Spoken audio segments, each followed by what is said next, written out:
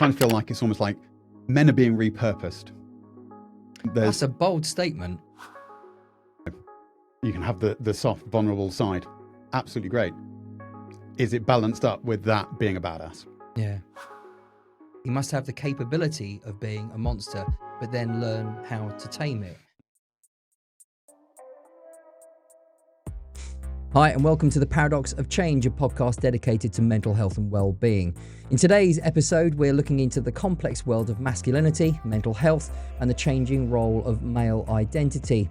We share our experience with fellow therapists, talking about the unique position that we're in to support men through modern challenges, the stigmas around male vulnerability, and the pressures men face. Let's get talking, shall we? You mentioned Elliot and his man stuff. Not quite sure how to take that. So at the end of the lecture, she said, does anyone have any questions? And I stuck my hand up and went, who is Elliot and what's his man stuff? And then she basically said, look him up, send him a message. I've been a therapist now 12 years. I didn't want to be a dedicated male therapist. That's not, it just seems to be, if I'm helpful in that scenario, then great. You know, that's kind of where we are. But I didn't envisage looking after more men than young people and women, but it's just happened. And I think there was that point that Lottie's made.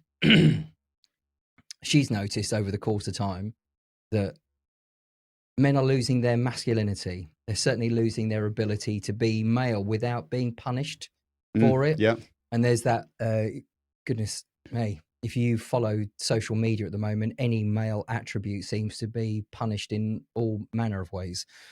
So I think I give a balanced perspective of healthy male attributes that aren't seen as toxic. So I think there is some sort of synergy in being a male therapist looking after men, certainly with suicide rates, and I mentioned this a lot in the podcast, certainly with suicide rates at the moment, 4 times that of women from the ages of kind of sort of 40 to 50-ish. I forget the actual age range. Is it 40 or 45? I think it's around the kind of the 40 to like mid 50s. It is. It's that kind of stereotypical middle age type time. And I think essentially for me, it's knowing that with a lot of friends, guys that have committed suicide, you can't just sit back once you know that. It feels ultimately wrong on so many levels. So that's kind of how I got started. But tell us a little bit about what kind of led you towards becoming a therapist. Okay, so my own personal therapy journey started 15 odd years ago, and it was actually to quit smoking. Oh, right, okay. That was the first thing. It was I was merrily chugging away at kind of like 30 odd a day, and I'd met my wife. We weren't married at the time, but we talked about the future and everything. And she said one of the deal breakers was the smoking. You know, if we're going to have a family, kids, and I'd been trying to quit. You know, that trying to quit where you kind of go, no, I'm definitely quitting, and then sort of like in the evening you just go, I'll just have one. And then one turns into half a packet, and then certainly helps when you've got a compelling reason to quit. Yeah. So rather than, you know, I've tried the patches, the tablets, and you know, they kind of everything works to a small degree, but then, you know, and you think, yeah, it's all fine, and something will happen, and you just go, oh, I need to smoke. So I found a counsellor. Knowing nothing about counselling at the time, nothing about all the different modalities or anything.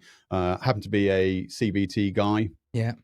Not in the kind of let's put it all on a worksheet type CBT, but it was kind of based in like actionable tools, if you like, and sort of like the way you look at things and like that sort of side of things. So, and with a kind of little bit of hypnotherapy type thrown in, not your kind of one shot, you're healed sort of thing, but like an very ongoing process. And it worked. Out of all the things that I've tried, this worked. And I don't know, 4 months later, no longer smoked. Biggest thing is no longer wanted to smoke. That was the kind of the key thing. And I was like, that was awesome. Yeah. Sold. Yeah. So I didn't necessarily think much more about it until I became a dad. Because the one thing about becoming a dad is no one tells you what it's like when you become a dad, and you realize that sort of like there's so much other stuff going on, and all of a sudden your wife's far too busy to give you any attention at all. And I think that's something that comes in with a lot of men. It's that sudden like, oh God, what on earth is going on? So I went back to my counselor. I Yeah. kind of sent him a message. Hey, what's going on here? And started going through some bits and start uncovering I'm a massive people pleaser. Okay. So this is about you going back to recognizing there was some fragility Yeah. that this is the first time you kind of met it. Yeah. Because, before I had kids, everything kind of ticked along. It was okay. And you kind of didn't notice these sorts of things. So then it was a case of, okay. And then kind of looking back now with the knowledge I now have, you're there going, wow, that's like anxious attachment style. Yeah. The whole thing of sort of like, if you're not okay, then I'm not okay. And, who's really okay with a baby that wakes up like multiple times a night and cries and screams and poos? And, it's sort of like, so my wife wasn't okay. She had postnatal depression as well, so she was having a really hard time. I was watching her having a really hard time and sort of like then trying to make everything better, which doesn't necessarily work, So again, it's like there's no manual, there's no roadmap for this. So kind of went to my counselor and then started working through some of my stuff. Are you saying effectively because of the smoking experience through counselling, you felt that this must be a good route to kind of explore your own emotional anxieties? Yeah. I mean, at the time, I didn't even realize that's what it was, but it was a case of, well, it really helped for this, and now I'm feeling that kind of unsettled feeling. Yeah. Let's go back and see what we can do there. So you mentioned that they were a CBT practitioner, and I picked up on that little nuance, but they weren't just like workbook related or words to that effect. It sounds like he was or she was potentially more or had an element of relationship in there. Is that something that you aspired to or got drawn to? Yeah, definitely. There was that. It was kind of very personal. It was the very relational approach. Because again, at the time, I just thought it was counselling. Didn't know any different. And having now experienced and seen a lot of different approaches where there are some approaches where it is very impersonal, and it's a case of you just look at your feelings, put it down on a sheet of paper, and you don't need to know. It's quite clinical, isn't it? Yeah, can become very clinical. So your initial experience of counselling wasn't what you were expecting, but you needed to have some kind of closure on this hurdle or sleeping policeman, whatever you want to call it, to quit smoking. Had a family, baby, and obviously now that's kind of opened up. You don't know what you don't know, and now all of a sudden you're experiencing a load of kind of stresses and strains. So you've carried out that need to pursue therapy again. Or what was the history that made you realize that there was not just benefit from your own perspective experiencing counseling, but you'd like to pursue this for your own potential career? So after I went back to my counsellor when I became a dad, various other things came up, and it's like, oh, I'm struggling with this, and so I was kind of, I'd go back, I'd see him for 6 months for just various things. Some relationship issues, there was some of my own issues, and then it was like, okay, work through this, and then kind of step away from it again, and then something else would come up because it turns out something else always comes up. Always does. And those damn feelings, they just don't go away. They don't, no matter how much you try and hold them down. And I got to the point where I just had this thought of, I could do this. And it wasn't so much that, it was, I'd like to do this. Why do you think you liked the idea of doing it? To help people. It is one of those kind of cheesy thing everyone says. Oh yes, it's to help people, and and it is. It was to help people. I was spent 20 years, 20 plus years as an engineer, most of it on the railway. Okay. Which And that's a stark difference, isn't it? This is not massive this is not a difference. therapist by any stretch of the imagination. No, no. But it was that thing of, it was a career I kind of fell into because I was quite good at it when I was younger. I was quite good at engineering, messing around with motorbikes and stuff like that. Just got used to it, and then got a job, got an apprenticeship, and then kind of fell into that. So I never really chose it, Mm-hmm.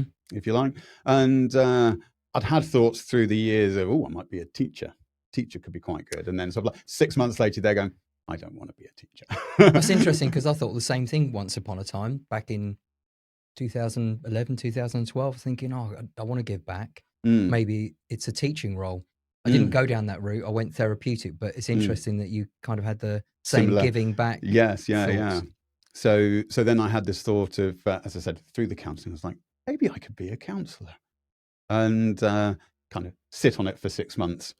6 months later, maybe I could be a counsellor, and it's like, this one's sticking. Yeah, this is not going away. Yeah, yeah. And then so then I thought, what, I'll dip my toe in the water. I'll book onto the level 2 introductory course, get an idea of what it's like. And then COVID hit, so it got cancelled. Initially, that was obviously 2000. So that got cancelled, and it was a case of get booked onto, or defer it until the next time. And so a year passes by, and I still want to do it. Still itching. Still thinking this is what I want to do. And because it's like the amount it had helped me out in the years up to that, is the thought of helping others out in a similar way, and say kind of giving back. I know it's a cliche when we say, it's giving back, we want to help others. I look back at the training so fondly. It was the biggest spike in personal development that I think I've ever had. And actually, if I look back on it, level 2 was such a turning point. I came out of level 2 thinking they should teach this in schools. Almost like a basic first aid course, isn't it? It is. It is. So you did your level 2. What was your initial takeaway? To a large extent, it was an introduction to the listening skills for a start, because even though I'd experienced them kind of as a client, when someone's actively listening to you, you don't really notice because you're merrily talking away. So it was an introduction to that side of things, all the listening skills, and kind of like the basic things, solar, and then sort of like unconditional positive regard, and so yeah, it was that for me. It was that kind of dipping my toe in. It was an introduction to what it might be like to be a counsellor, because there are things that I hadn't considered. I hadn't considered bias. When we were discussing, sort of like on our level 2, discussing all the different types of bias, and someone said, "Oh, people that are wearing white socks," and I looked down and I'm wearing white socks, which is so all things like that which I hadn't considered. So for me, it was a real eye opener to the kind of the depth that was almost involved in it. Yeah. And it kind of lit a bit of a fire. Yeah. So now you've got an itch that you've got to scratch. That fire is burning away and you can't put it out. Yeah. So you had a gap through the pandemic, so 2020 through to 22, 23. So I did the level 2. I did the level 2 in 2021 because it was cancelled in 20 because of COVID. So I did that 2021. Thinking now, yeah. It's all flashed by so fast. It's difficult to remember when everything was.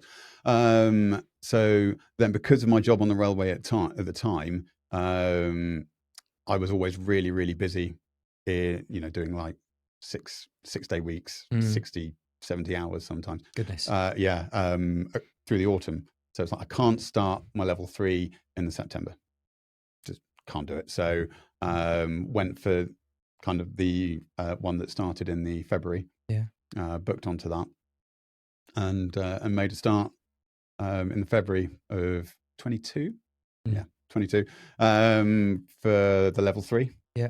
And quickly realised that it's not going to fit around shift work. Trying to get to college every Thursday night, and You're talking about full commitment, aren't you? it was go big or go home. Yeah. Really. So I quit the railway. I talked to my wife about it. Can we get by? Yeah. Can we survive? Possibly. To be fair, she has been amazingly supportive. Yeah. Amazingly supportive. So I ended up, I quit my job on the railway. Took a job with a mental health charity, and I'm an admin bod, Amazing. and I just sit there at home with a laptop, processing a lot of the online self-help groups and things. But it allowed me to get to college in the evenings. That's amazing. And it is one of those things, isn't it? This is not just about the hours, the emotional journey you go on through these courses. Yeah. I don't think anything really arms you well enough for it. It's hard enough going through therapy and turning your character and your behaviors and your history and your traumatic experiences and your childhood upside down. But to do it through a course it can be a little bit unnerving, but it's also exciting as well. It is. Yeah. Really, really exciting.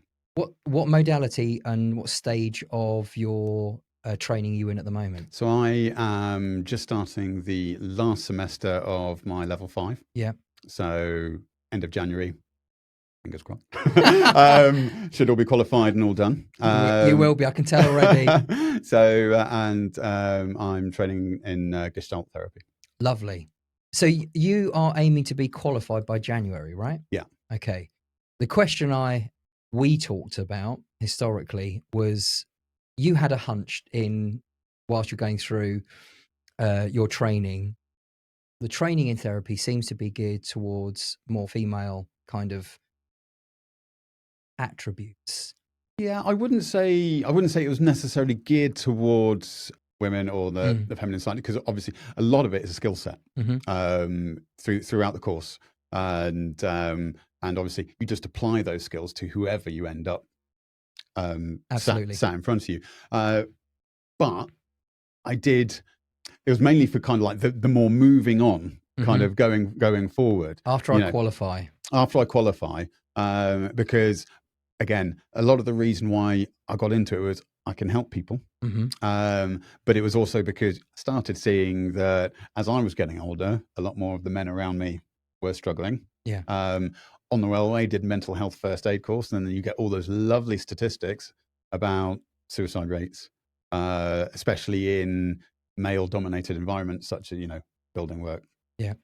Which I think construction is still the highest. I haven't checked, to be honest, but I believe it certainly was the highest, the industry with the highest suicide rates. And actually, while you're talking about that, I've had a client that got in contact with me through a charity called The Lighthouse. If you've not heard of them before, they look after construction workers and mental health. It's a national organisation, and guys are struggling. And it's brilliant that someone's recognised that this demographic of guys need support. Otherwise, they'd just be overlooked. Yeah. And for me, that's really important. So for you, then you've got that experience. You've seen those stats. You know firsthand from the rail background as well. That spurred you on. Is this something that you kind of I need to look after men? Yeah. That was when I started this journey. A lot of it was when I started the actual training. It was because I'd like to work with men. Men are struggling, and I think a lot of it is they don't know. They know therapy's out there. They know how to access it, but I think there's still a lot of stigma around it, and a lot of introjection, obviously, when they were younger. Yeah, that kind of like big boys don't cry, all that sort of stuff. That's still kind of just stuck there in the back of their mind. So It's a case of how to actually get them to kind of stick their hand up and say, help. Well, it's interesting. When I said, your initial reason for getting in contact with them is because Lottie, in one of your talks, had talked about this chap called Elliot that does a lot of work with men. Mm. Therapy works for men and women. There's no doubt about that. Otherwise, I'd be out of work. But the reality of it is everyone needs support. And I think one of the things that you're sharing there is a very much stereotypical, old-fashioned view of men, which is still the don't cry, pull your socks up, be a man, don't be a girl, don't be a baby. Mm. Well, I was just talking about this in a previous podcast, but that's a certain demographic. And I think that's the beauty about the depth of training that we can undergo gives us the tools and the credibility to be able to call upon certain attributes to be able to be best fit for the type of conversation with a client.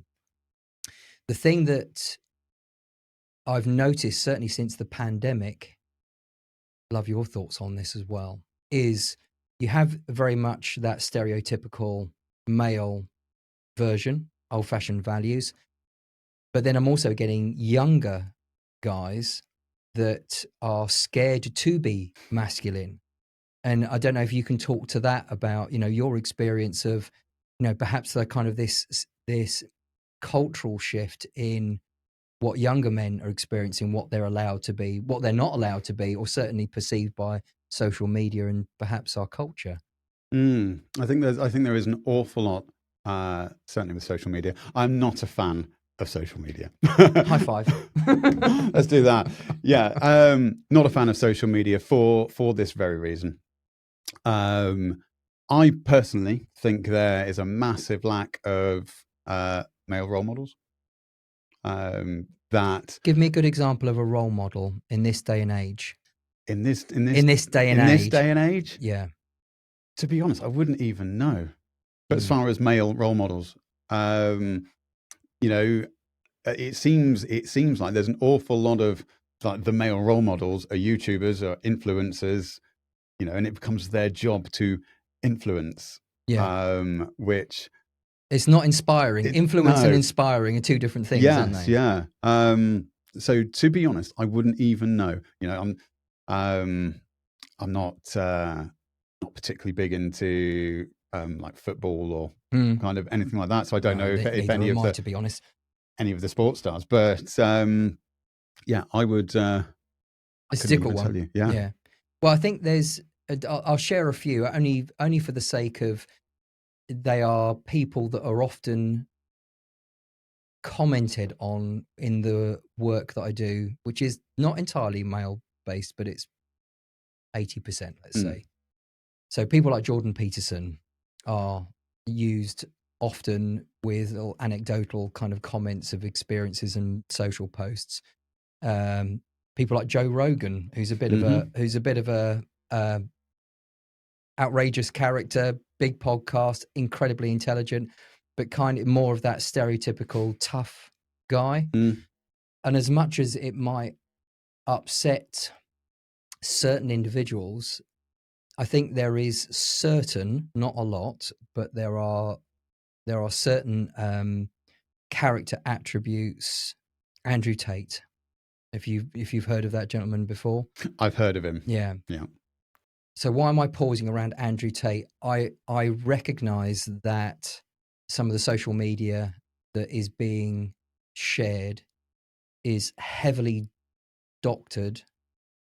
But I have spoken to young men, we're talking 14 years of age right through to early 20s, that talk really fondly about Andrew Tate, not his misogynistic, toxic, anti-female kind of attributes, but how to be stoic, how to look after the people around you, how to be honest, how to be courageous, look after your health. I don't agree with his, what color's your Bugatti, but he does have some really good points. And I think all of them in their right are not accurate, but there are elements, whether it's Jordan Peterson or Joe Rogan or whoever, but you're right. there's not many. Mm. So that's a different demographic to your traditional stereotypical male of, Yeah. keep quiet, don't show your feelings, don't cry. So I think we have to navigate our way through those nuances really carefully in therapeutic work. So I think that there is a theory. I don't know if you've ever read the book No More Mr. Nice Guy by I have heard of it. Dr. Glover.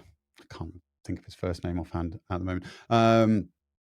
And it's all about the kind of the rise of the nice guy and how incredibly unhelpful and not particularly healthy that kind of persona is. And the theory that he put forward in that book is that there's been a massive lack of male figures in young boys' lives. So this starts from when you're young.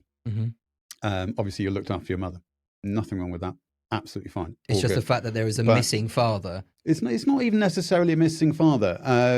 At that point, it's just a case of you're looked after by your mother, and then as you get older, you start school. Primary school teachers, mainly female. Okay. For the majority, there are some males. Don't get me wrong, but mainly females. Same with secondary schools. Again, to a large extent, teachers in general, mainly female. And quite often, dad's out at work. Yeah. So mum's there kind of doing all the looking after. So his theory is that men grow up, or boys grow up, learning how to please women. They have a kind of lack of direction almost from a masculine perspective. Yeah. And the kind of, I've got a son. He is just like dirt with noise on, basically. No, sorry, noise with dirt on. Same thing. He's constantly running around, and how much of that is stop running around, and again from there you try and it's easy to try and sort of like squash the kind of the masculine side growing up of the running around. Squash the behavior that is actually innate in them. Yes, yeah. It's interesting because what you're saying there is also very similar to what Jordan Peterson has said on a number of occasions. I've got I'll try and get some links to clips, but he essentially outlines the masculine traits, and I think it was on a Joe Rogan podcast. He says he must have the capability of being a monster, but then learn how to tame it. And someone who's integrated that more, they're dangerous in the martial arts sort of way, which is they're dangerous, but they don't have to use it because their presence radiates implicit potential for havoc, and that's really necessary. If you're a monster and you don't act monstrously, then you're virtuous. But you also have to be a monster. Well, you see this all the time. Harry Potter's like that too. It's like he's flawed, he's hurt, he's got evil in him. He can talk to snakes, man. The hero has to be a monster, but a controlled monster. It's interesting wording when you say, you've got to be a monster, but then learn how to tame it. I think I would prefer to have someone with the capability of leading us, but then has pure self-control to their core. There is something trusting in that, as opposed to someone that can't control their emotions. Yeah. That's far more worrying. Yeah. And maybe that's what brings a lot of men to therapeutic work with counselors, because their emotions, they don't know what they can trust. I mean, one of the things that I say to clients when I talk about examples of being a father, the way I sometimes talk to my kids, for argument's sake, is all feelings are acceptable, all behaviors are not. Yeah. And that rings true with not just your kids, it rings true with everyone. Yeah. But if we haven't made friends or found a healthy path to or dialogue with our own relationships, mainly the one with ourselves, we get completely and utterly lost. You wanted to becoming a counselor, and you're now investing in your future and thinking about that nuance of how to look after guys in your remit. What have you learned so far that you think you might bring into your therapeutic work with men? That's that's a very, very tricky question. Again, because I'm a lot of sort of the training and everything so far has been Yeah. like the basic stuff, the basic skills. But I think a lot of it, the things that I would bring in sort of like at this point, is just the kind of the acknowledgement that men have this slightly, I say, darker side. Mm-hmm. They've got urges, they've got kind of wants and needs, and That mustn't be punished. yes, yeah, and that is absolutely fine to have all of these things. Where I do think there is an awful lot. Again, I think social media's there's a lot of this of men shouldn't be like this, they shouldn't do that. And it's why does my husband keep just walking across a room that's littered with kids' toys and things? And it's because men are built differently, we are wired differently, and There's an evolutionary track yes, that yeah. we've taken to become a part of a tribe or a family unit. So it's ingrained our role. And Yes. I kind of actually, I celebrate what you were saying there. Then there are things that we just wouldn't notice because that's not the remit we've been programmed to follow. Yes, yeah. So in that instance, from what I've read, the male brain is evolves to be goal oriented. Mm-hmm. So that's why there's engineers. Yeah. And so we have a goal. And in the morning, my goal is coffee. I am going to that kettle, and I will pick my way. I will pick my way through this minefield of Lego and chess pieces and anything else that's been strewn across the floor by the kids. Yeah. Because I'm making a coffee. In the same way that, a good long time ago, a man would be out hunting, and you don't want to be there going, so I'm just going to move this gorse bush out of the way. I'm going to walk around this gorse bush so I don't tread on it, because I'm hunting, because that's what I want. And I think I have heard something similar, and I'm just trying to think where I've heard it from. But I think the point that I picked up on was the protector from a feminine perspective is to ensure the children are safe, so they don't trip over the Lego and they don't bash their head on the side of the coffee table.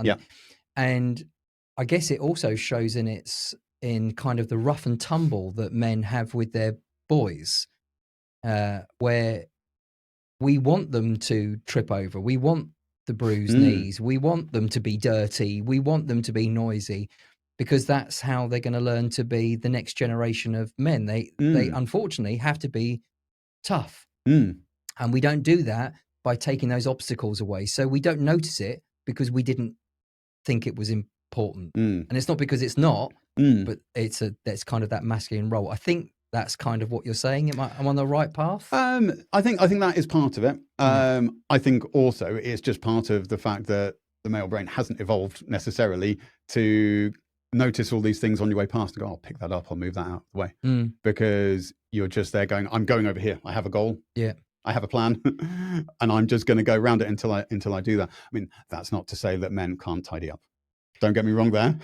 I can tidy up. I mean, let's face it. If you can link your phone to your car with Bluetooth, you can probably work a washing machine. So there's no excuse for not helping out. But it's the thing. I still do it. I'll come down in the morning. I'll go straight past everything, and then I'll kind of go back with my coffee, and then I'll look back and think, oh, okay, I'll have a bit of a tidy. Yeah. But when there's the thought of I am doing something, I'm going to go and make myself a coffee. That's my goal. That's what I've got, and I'm focused on. I guess what you're saying is we need a healthier relationship and a more of an acceptance of, regardless of the sexes, we need to be more accepting of the differences instead of saying that they're fundamentally wrong. Yes, yeah, and I think this is where there is the danger. I kind of feel like it's almost like men are being repurposed. That's a bold statement. Yeah, I think it's subtle. I don't think it's on purpose. It's an idea that kind of like I've been thinking about It still needs some refinement. But I do feel like we've advanced far quicker than we've evolved. And because of that, people are trying to do jobs that essentially they weren't built for. There's this kind of genetic side of us, this evolutionary side of us that we're designed to do one thing, and we're trying to do other things. And while you can, to an extent, you can learn new skill sets, but it's hard. And I think there's part of the body and the mind that keeps flipping back to, the original DNA ingrained. I think there is this slight element of, when you're younger, you have goals with work. You might go to the gym, you want to lift X amount of weights or whatever. And then as you get older, the drive starts going a little bit. You get into a long-term relationship, you have kids, you start tidying up, and it becomes, again, don't get me wrong, I'm not saying that men shouldn't help out, men shouldn't do these things. I think that's absolutely fine.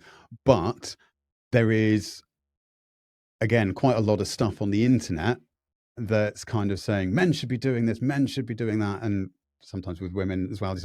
We don't need men. There's we need women.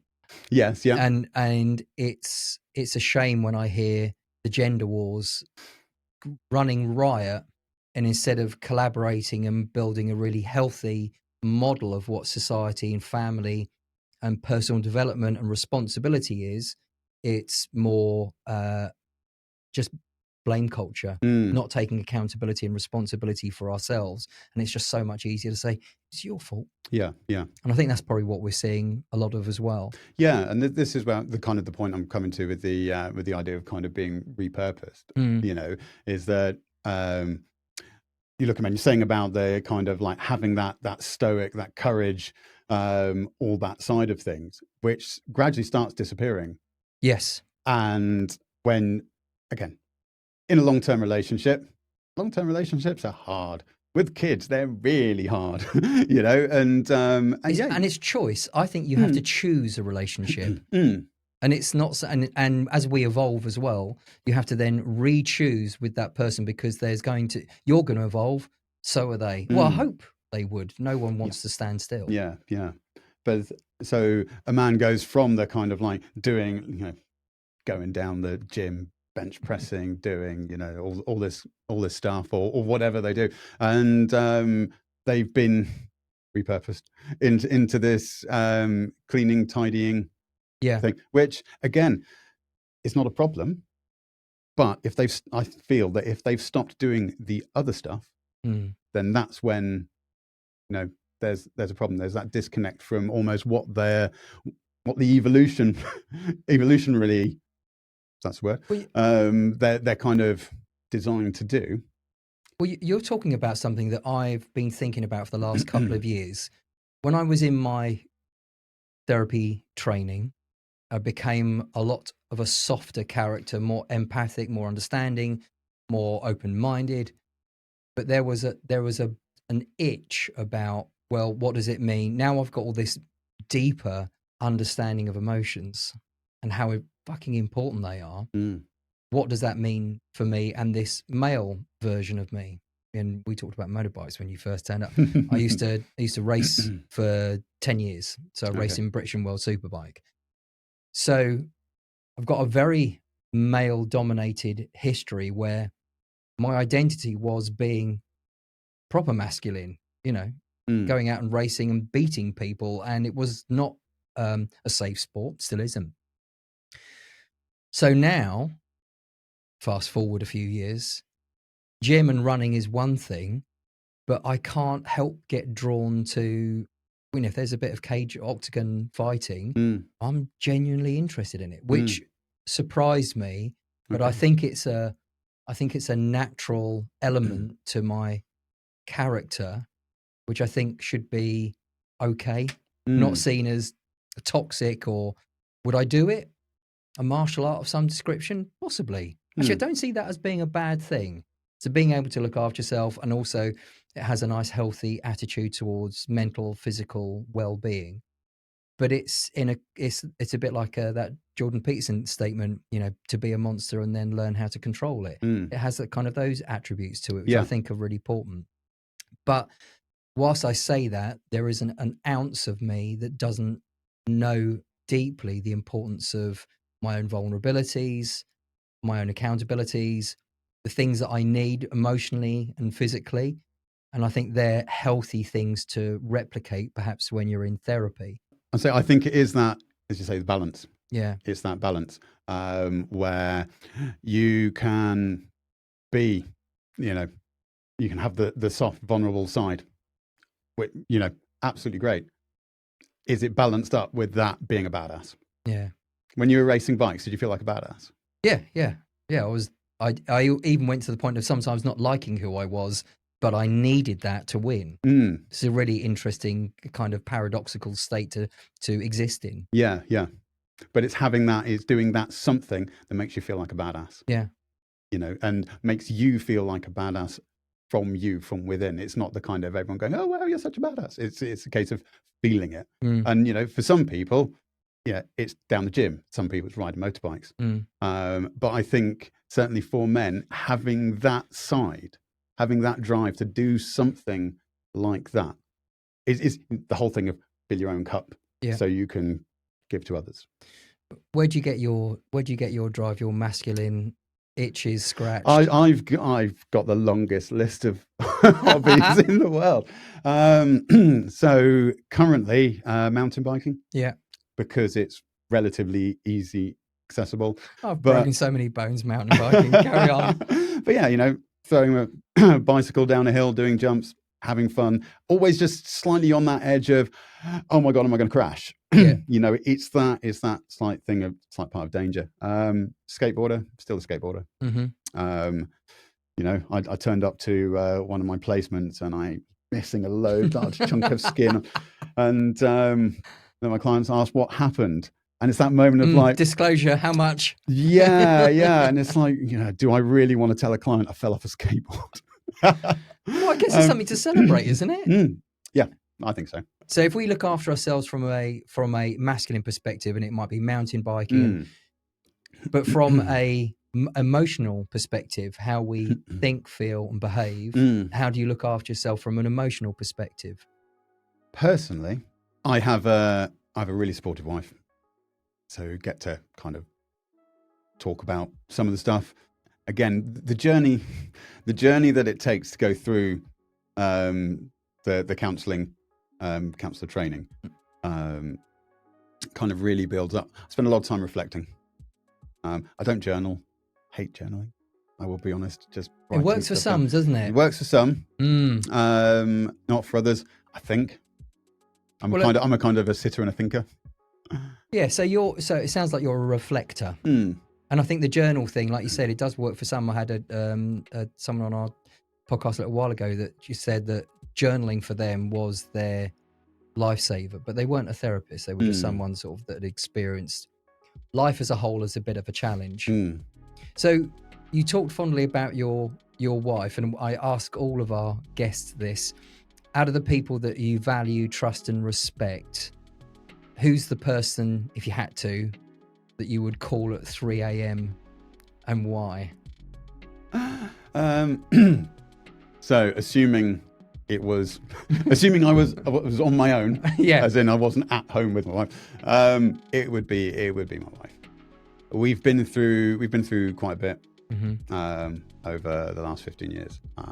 Good stuff, bad stuff, ups and downs, and partly through my own journey, through the counselling, through my own counselling, and through the training, has really kind of opened my eyes to a little bit. Mainly my own part in the issues that we've had. It's so easy to blame somebody else, isn't it? So easy to go, well, you did this, it's all your fault then, rather than, okay, but, I love the words accountability and responsibility. Yeah. It creates a different emphasis on a we conversation. Yes, yeah. And between us, if we have issues now, we sit and talk about it. And it rarely gets heated. What did it used to look like? It used to look like, and I'm sure she won't mind me too much putting it like this. Her telling me off, lots of finger waggling, and me kind of sitting there in silence, nodding and possibly saying, "I don't know," quite a lot. Again, partly that anxious attachment of if you're not okay, then I'm not okay, and you just freeze. No idea what's kind of going on. Don't know how. Do you think a lot of men suffer with that kind of safety mechanism? I think so. I think. Well, I think it's common. It would be common probably to go one of two ways. It would be the kind of just sit there with your head down like you're being told off. To go childlike. Yeah, or to go, no, you're wrong, not listening to you, and walk off. Yeah. And I think the former is about 60-70% of the client work that I've got. Just the gradual degradation of their masculine selves and actually not knowing what they've done. And not having the vocabulary to talk about it in a healthy way. But it sounds like that's exactly where you are now, through your own experience, through going to counselling, being brave, and then thinking, Jesus Christ, this is something that resonates for me. I see the benefits as me and my partner are experiencing, so I want to give back. What kind of advice would you give to our listeners, guys that might be thinking about going to therapy? I would say just do it. It's as simple as that. It's as simple as that. You know, it's going to be horrible to start with. You're not going to may not know what to expect, and you know, it's going to feel incredibly hard, vulnerable, out of your comfort zone. But it helps. I guess that's where the growth is, isn't it? Yeah. The discomfort is where the growth is. Rob, thank you very much for joining us today. Thank you. An absolute pleasure. I'll do the shaky hand bit. Oh, lovely. That's good. If you found this episode on masculinity and authenticity helpful, feel free to share it with someone who you think might appreciate it. We'd love it if you could like and subscribe. You'll get future updates and it will really help with the channel metrics and us personally. We like that. We've got more episodes in the making, so please check in again soon. Until next time, let's keep talking, shall we? Let's keep talking. Let's keep doing this, shall we? Oh, I'm done.